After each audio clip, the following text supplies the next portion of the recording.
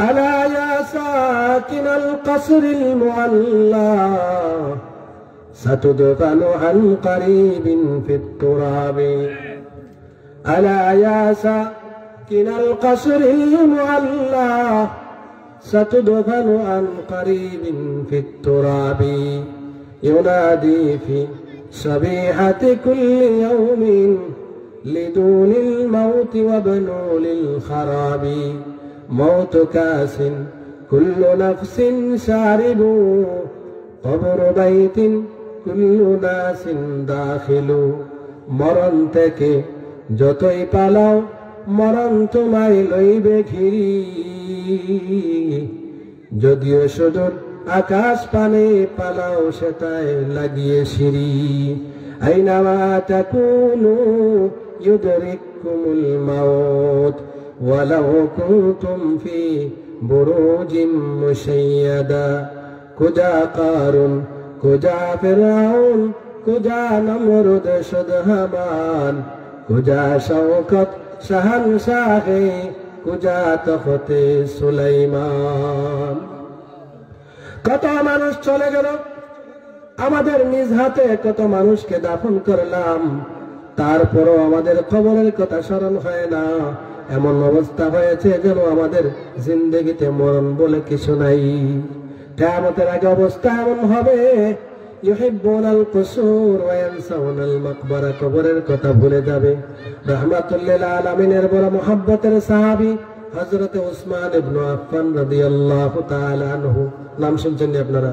উসমান ইবনে আফফান নবীজির দুই মেয়েকে উসমানের কাছে বিবাহ দিয়েছেন। সুবহানাল্লাহ পড়ে একজন ইন্তেকাল করার পর আরেকজন মেয়েকে বিবাহ দিয়েছেন। উসমান ইবনে আফফান ইযা ওয়াকাফা আলা কবরিন ইয়াবকি হাত্তা ইয়াবুল্লা লিহিয়াতাহু, হযরত উসমান ইবনে আফফান রাদিয়াল্লাহু তাআলা আনহু যখন কবরের পাশে দাঁড়াইতেন এত কান্না করতেন, চোখ থেকে পানি গড়গড়াইয়ে পড়তে থাকতো। হাত্তা ইয়াবুল্লা লিহিয়াতাহু, দাড়ি মুবারকটা ভিজে যাইত হযরত উসমানের।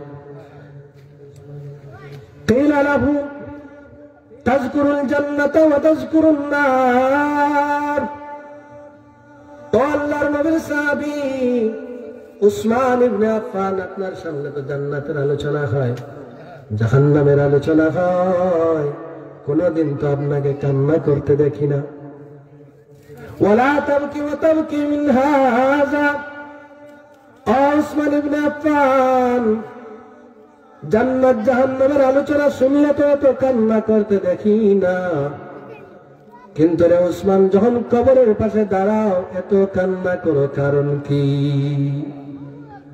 قال إن رسول الله صلى الله عليه وسلم قال إن القبر أول منازل الآخرة।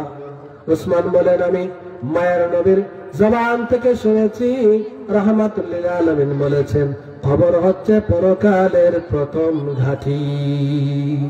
ফামান নাজা মিনহু ফামা বাদাহু আইসারু মিনহু ওয়া মান লাম ইয়ানজু ফামা বাদাহু আশাদ্দু মিনহু। যেই লোকটা কবরের ঘাঁটি থেকে মুক্তি পাইল, পরবর্তী ঘাঁটিগুলো তার জন্য সহজ হয়ে যাবে। আর যেই লোকটা কবরের ঘাঁটির মধ্যে ধরা খাবে, পরবর্তী ঘাঁটিগুলা তার জন্য আরো কঠিন থেকে কঠিন হয়ে যাইবে। আরে মায়ের নবীর সাহাবীরা রে, এই জন্য আমি উসমান কবরের পাশে দাঁড়াইয়া কান্নি। আমি কান্না করি এই জন্য, জানি না আমি কবরের ঘাটে আটকা পড়বো কি পড়বো না। অথচ সাহাবায়ে কেরাম তো জান্নাতি। রব্বুল আলামিন তাকওয়ার পরীক্ষা নিয়ে বলছেন, লাহুম মাগফিরাতুন ওয়া আজরুন আযীম। আমি এদের তাকওয়ার পরীক্ষা নিয়েছি, তাদের অন্তরের পরীক্ষা নিয়েছি। তাদের অন্তর বড় শুদ্ধ পরিশুদ্ধ, তাদের অন্তরের পরীক্ষা নিয়ে রব্বুল আলামিন জান্নাতি বলে ঘোষণা দিয়েছেন।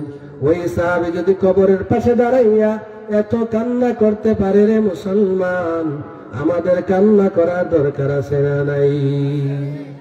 প্রতিদিন কবর ডাকে মানুষকে বিসাউতে জালিকিন তালিকিন, সুউচ্চ স্বরে ডাকে, তো উঁচু আওয়াজে ডাকে।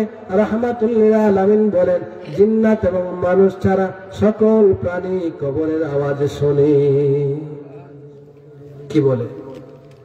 আনা বাইতুল ওয়াহদা, আনা বাইতুল গুরবা, আনা বাইতুল ওয়াহশা, ওয়া আনা বাইতুদ দুদ, ওয়া আনা বাইতুত তুরাব, ওয়া আনা বাইতুজ যুলমা। ও দুনিয়ার মানুষেরা, আমার উপরে চলাফেরা করতেছো, জমিনের উপরে হাঁটা চলা করো, অহংকারী ভাব দেখায়া চলো, রব্বুল আলামিনের নাফরমানি করে দুনিয়ার জমিনে চলো, অথচ জানো না আমি কবর, আমি কবর বড় একাকিত্বের ঘর। এই কবরে আর কেউ সাথে নেই, আছে? চাইলেও কাউকে নেওয়া যাবে না। মুসলমান, কবরের সাথী তো দূরের কথা, দাফন করার পর তাড়াহুড়া লেগে যায়।